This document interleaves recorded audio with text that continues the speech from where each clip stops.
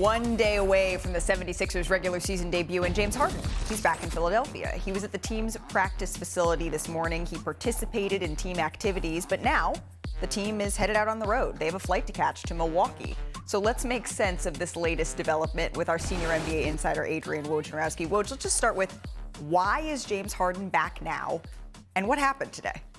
Well, first of all, James Harden did not get on that plane to Milwaukee with the team, and the organization wants him to stay back and start to ramp up with their medical staff, with their development staff, with some of the two-way players on their roster who didn't go on the trip, and having access to their rehab equipment and their medical, all the recovery stuff that goes in there for a player who's not practiced with them since October 15th, who's been gone for about a week and a half. And listen, part of the reason James Harden is back now, tomorrow night is their opener against the Bucks. Yes. And if you start missing games, if you are not accounted for in the NBA, and you don't have an excuse, you don't have a valid reason for being gone, for James Harden, that would have been $390,000 a game. So he certainly avoids that fine because he's back with the team.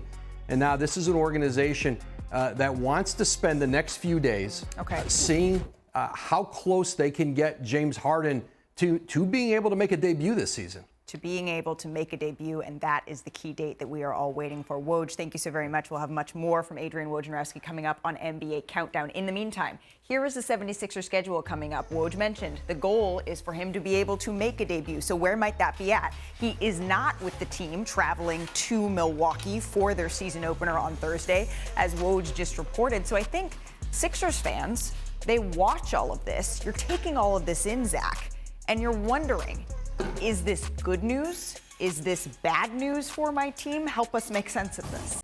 I'm kind of at the stage where I'll believe he plays, let's say, fully engaged basketball when I see it. And until then, I'm kind of expecting everything but that. But, yeah, he didn't get on the plane. Didn't get on the plane. There is a time when you're a star and you can sort of create your own rules. But the time has passed for James Harden, and that's the reality.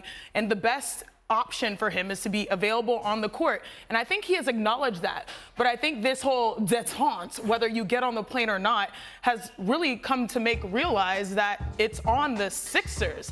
Like, they have a team that has to go out there and perform. They have to have the peace of mind that whoever has been preparing is ready, because this is a big year for them. And I say them because it's Joel Embiid that they have to keep happy, the reigning MVP. And so I see this as James doing what he has always done and thinking he can figure things out, but that time has passed where he's had It's hard his to own do that, though, because there's been a complete erosion of trust.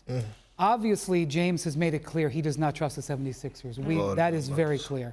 Now the 76ers cannot really trust him because he came late to training camp, then they thought he was going to participate in the preseason, then he left. Now he comes back. How long is he going to stay? I think there's maybe some belief out there that him returning was some indication that there was action in the trade market. I don't believe that that's the case. I think the trade market is still relatively frozen there. I think he's just come back, and now you don't know if he's going to leave again. So if there's no trust, it's very hard to go forward. Park, are you okay? Awesome. No, I'm not. Oh, it's raining. No, it's just James Harden using the restroom. Man, like, how many times we gonna keep believing him? Like, seriously, like, we keep going back and forth. Oh, the Philly want to see if he really go buy in. Why would they even trust him? Over the last 3 years, what makes anybody believe anything that James Harden is going to say? James Harden just left on the team, no communication. Nick Nurse sent out a text, hey, how you doing? No response. All of a sudden he pops up. Oh, yeah, you can stay back, work. Let's see how your attitude is. Like, what? What are we talking about? Well, the absence for the last couple of days, right, was an excused absence. The team has said that that was okay for him to be away from the team. Now he's back. And we're in different waters, though, Malika, because when you are so close to game time, Perk, you and I know, we play pro. When you're close to game time, everyone has to do the same thing. There are protocols. And if you're not available to practice the days leading in, you have to go through those exact protocols. This is not later in the season, in the playoffs. And I'm talking about, like, practicing shoot around. You're playing scout. We've seen so many teams preparing. Like, if you're not a part of that, you have to do what the team says. And that's why I'm not surprised that this is the outcome that we're at. Because seriously, like, if you're the other guys in the locker room, how do you really feel? Well, and that's the question, Perk. how does not the other guys, how does Joel Embiid feel about all of this latest chapter, Brian, that now, okay, he's back? The stance that Joel Embiid has very clearly taken is to stay neutral in the middle. He has not criticized James Harden. He has not criticized the organization. He has basically tried to be right down the middle and say, we're going to play with who we have here. When James Harden didn't show and the whole organization was surprised, he was like, he must have had something to do. Patrick Beverly, P.J. Tucker, Danny Green. That's why you had those vets in the locker room. But I have a question. At what point does Joel Embiid, who, mind you, is a year older than Giannis Antetokounmpo, 29 years old, when does he pull a Giannis? When does he publicly go and say, hey, I want to win a championship, or at least I want to be a contender? We've seen so many different iterations. He already did. He said it over the summer, and he added in Philadelphia or wherever it might be. Look, this is Groundhog Day for Joel Embiid. This is every year with this team. It's something all the time. And yeah, all the teams with trade assets, the Knicks, the Heat, whoever else you want to mention, they've been monitoring this. They'll continue to monitor it. They have these draft picks burning a hole in their pocket. But look, he's in Philadelphia. This team's going to be good without James Harden. They can't win the East without James Harden or an equivalent player in his place. I don't know how they're going to get an equivalent player in his place, but this is Groundhog Day for Joel Embiid, and it's starting to feel like Groundhog Day for all of us. Woj said the word debut. When is it going to be? When are we going to see it? Let's see. Are we any closer to that boiling point for Joel Embiid? I don't think so. I think he has decided for the foreseeable future that he is going to play the straight and narrow. But obviously, we know human nature. We can all see what his contract situation is. We can all see his age. At some point, it may not be that way, which is why the other teams out there are preparing for that day. And it's not just with Embiid. They prepare for all stars, like the situation. But right now, especially with Giannis re-upped in Milwaukee, Embiid is the guy who's on the front burner. Yeah, and that's when Chiney starts to do... Pulling a Wendy, when I pull a Wendy. The Wendy hands. All right, so James Harden, not with the team in Milwaukee, but back with the 76ers. Can we get a map? Can we get like a map with tacks we can move around? All over the place. When they play Victor Wembanyama and the San Antonio Spurs, here's what oddmakers expect from Victor Wembanyama tonight.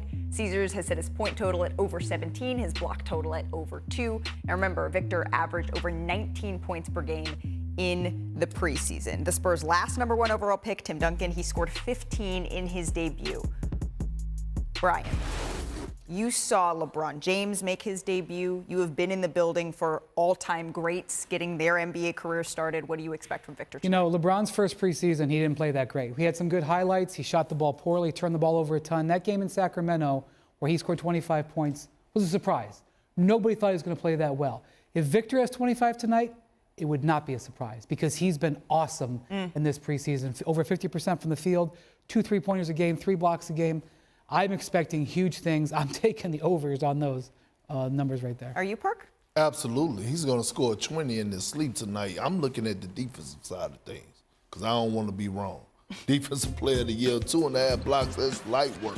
That's light work what he's going to do because Kyrie Irving and Luka Doncic, they're the guys that you have to show them to make them believe, right? So they're going to try him out. I should mention Luka is questionable for tonight's game, Zach.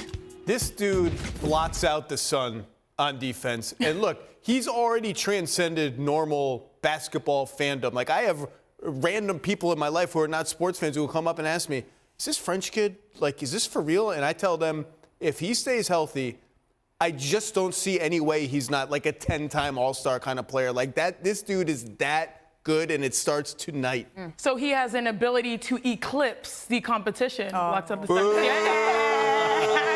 Had to, but the reality is, if the basketball gods created a dream end game player, and I'm talking about the gods of Spalding and the gods of Wilson, it's Victor Wembanyama. And I feel like in this moment, you believe it when you see it. And finally, we're starting to see it. We saw it in the preseason. You saw it. You've been in the gutter, in the trenches, seeing it, overseas. But the reality here is that we're starting to see that this guy is like, if you put a video game together of all high-level skills, and then what I love is, Malika, you can speak to this even better, his will to win, will to compete. I mean, that word predator, he knows that he is being hunted, and that's only going to unleash his best form of his game. So I think those numbers 17 and 2, he got that in the bag. I've been lucky enough to sit down with finals MVPs right after it happens. I've been lucky enough to sit down with champions, some of the best in the game, as well as prospects who are entering their career. There is something about the mindset of Victor Wembanyama that is different than anybody else that I have ever been around. That's right. It's hard to put my finger on. I know you spent a lot of time with him too, Brian, on what exactly it is. Special falls short of what Victor Wembanyama is and what he is about to unleash on this league. And he gets the great opportunity to do it at home. It's going to be it's set up for him to have a great moment. Let's see it. Let's see it for everybody to see. He's LeBron when LeBron came out. Mature way past his age. Right. Like my grandma used to say, they got old souls, baby. Baby. Well, some might say as a prospect, he was better. Now, the ceiling, the standard that LeBron has set, it is almost impossibly high. But if anyone can meet it, at least where we sit right now, it certainly is Victor Wembanyama.